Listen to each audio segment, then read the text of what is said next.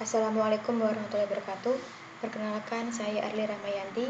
Di sini saya ingin memaparkan tentang pemanfaatan multimedia interaktif berbasis Android menggunakan software Smart TPS Creator atau SAC. Jadi apa itu SAC? SAC merupakan aplikasi desktop untuk membuat aplikasi mobile Android dan iOS tanpa kode pemrograman dan dapat dihasilkan untuk para pelajar SD, SMP, SMA, atau SMK untuk meningkatkan kreativitasnya dalam mengelola konten dan juga membuat aplikasi-aplikasi mobile yang menarik.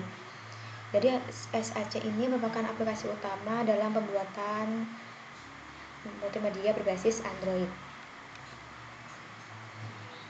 Mobile learning jadi SAC merupakan berbasis mobile learning, yaitu dapat digunakan dan diakses kapan saja dan di mana saja. Untuk selanjutnya pengembangan multimedia ada 3. Yang pertama adalah LKS dan materi pembelajaran, yang kedua PPT, yang ketiga software SAC. Untuk media utama adalah SAC, media pendukung ada LKS materi dan PPT. Nah, sebelum kita bahas ketiga media itu, kita akan membahas tentang aplikasi multimedia dalam pembelajaran. Ini contohnya dalam pelajaran matematika. Kelas 10 MIPA, semester genap, materi pokok vektor di ruang berdimensi 3, alokasi waktu 1 pertemuan 3 kali 45 menit. Ada KD yaitu 3.2 dan 4.2 dan IPK. Tujuan pembelajaran di sini bisa dilihat. Selanjutnya materi pembelajaran yaitu vektor di ruang berdimensi 3. Untuk metode menggunakan pendekatan saintifik, model PBL, metode diskusi kelompok dan penugasan. Untuk media yaitu Android, jadi siswa sebelumnya menginstal terlebih dahulu aplikasi vektor di ruang 3 sebelum pembelajaran dimulai. Selanjutnya alat pembelajaran menggunakan handphone, papan tulis dan perangkat yang lain. Sumber belajar yaitu buku matematika, terus internet dan sumber lain yang relevan. Langkah-langkah pembelajaran, pendahuluan dengan alokasi waktu 10 menit, kegiatan inti, alokasi waktu 120 menit. Yang pertama di sini guru mengarahkan siswa untuk mengklik tombol start, kemudian membahas materi pertama tentang operasi aljabar vektor di ruang 3. Kemudian setelah itu guru mengarahkan siswa untuk mengklik tombol daftar isi pada kegiatan 1 dan membagi kelompok ke dalam 4-5 orang untuk membahas kegiatan 1. Kemudian dipresentasikan dan dibahas bersama. Selanjutnya lanjut ke materi yang kedua yaitu panjang vektor.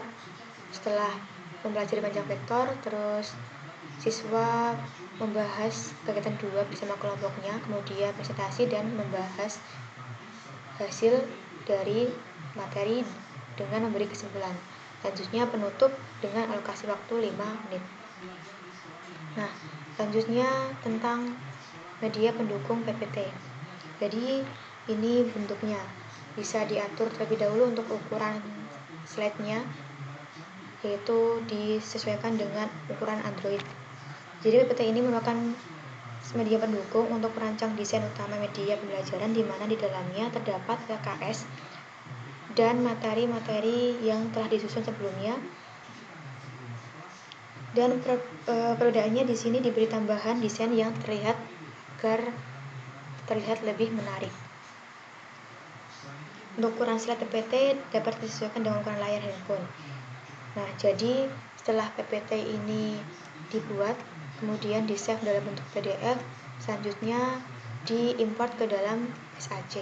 Jadi di sini adalah beberapa materi, contoh soal, kegiatan, dan lain-lain. Tugas portofolio ini adalah tugas individu yang dikerjakan secara online di rumah masing-masing, jadi bisa mengakses di rumah dengan pada aplikasi yang sudah diinstal di HP-nya masing-masing siswa.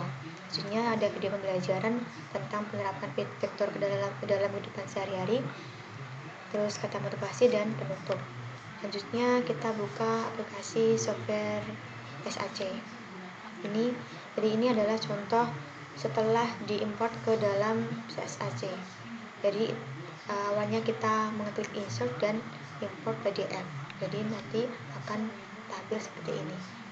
Jadi teman-teman bisa mengimport atau tanpa import tapi bisa diketik langsung pada lembar kerja saja juga bisa digunakan. Selanjutnya ini adalah tampilannya. Terus kita bisa melihat tampilan yang akan terlihat pada layar HP masing-masing siswa. Kita bisa klik preview. Nah, ini adalah halaman utama setelah kita mengeklik aplikasi tersebut. Terus lanjut otomatis ke halaman judul vektor diagram berdimensi 3. Terus klik start. Kita akan menuju ke halaman daftar isi. Terdapat 7 masing-masing. Yang pertama adalah pengantar materi, terus yang kedua adalah materi inti, ada 4 sub materi. Yang pertama adalah penyajian vektor di ruang 3, yang kedua operasi aljabar pada vektor di ruang 3, yang ketiga ada panjang vektor di ruang 3, yang keempat ada sifat-sifat vektor di ruang 3. Selanjutnya yang ketiga ada kegiatan 1, yang keempat kegiatan 2. Ini adalah masing-masing kegiatan yang dilakukan secara kelompok. Terus yang kelima adalah tugas portofolio yang dilakukan di rumah masing-masing, yaitu sebagai tugas individu. Jadi untuk offline atau luring bisa membahas materi dan kegiatan 1 di kelas. Untuk online bisa mengerjakan tugas portofolio di rumah dan tetap bisa melihat materi pada aplikasi. Terus ada video pembelajaran dan kata motivasi. Contoh, kita bisa klik pengantar materi. Nah, ini pengantar materinya. Kita bisa tambahi dengan gambar-gambar agar terlihat menarik. Terus kita coba ke halaman yang lain. Materi inti, misal panjang vektor.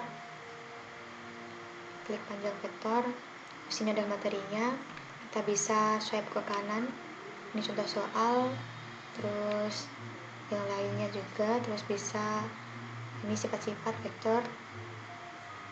Nah, selanjutnya kita bisa mengklik kegiatan 1.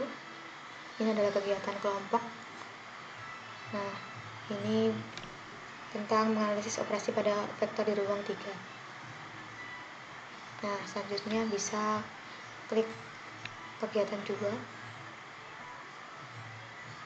Dan 2 ini ada gambarnya agar terlihat lebih menarik dan lebih memudahkan siswa. Terus jadi teman-teman juga bisa memberikan GIF agar terlihat lebih ceria dan bisa memberikan semangat lebih untuk siswa-siswa dalam mempelajari materi. Ya, terus selanjutnya bisa klik video tugas portofolio, ini tugas individu. Ini tugas individu. Terus selanjutnya ada video pembelajaran. Klik video pembelajaran, kita bisa lihat videonya secara langsung tentang penerapan vektor dalam kehidupan sehari-hari. Jadi nanti siswa setelah belajar materi dimatangkan dengan kegunaan materi itu apa, agar siswa lebih memahami materi yang sudah dipelajari. Nah, setelah selesai menonton video, kita bisa melihat kata motivasi yang bertujuan untuk memberikan semangat lebih untuk siswa dalam mempelajari materi. Selanjutnya ada penutup. Nah, ya sekian pemaparan multimedia interaktif berbasis Android menggunakan software Smart PPS Creator. Sekian dari saya, kurang lebihnya mohon maaf. Jika ada komentar silakan bisa ketik di kolom komentar. Terima kasih. Wassalamualaikum warahmatullahi wabarakatuh.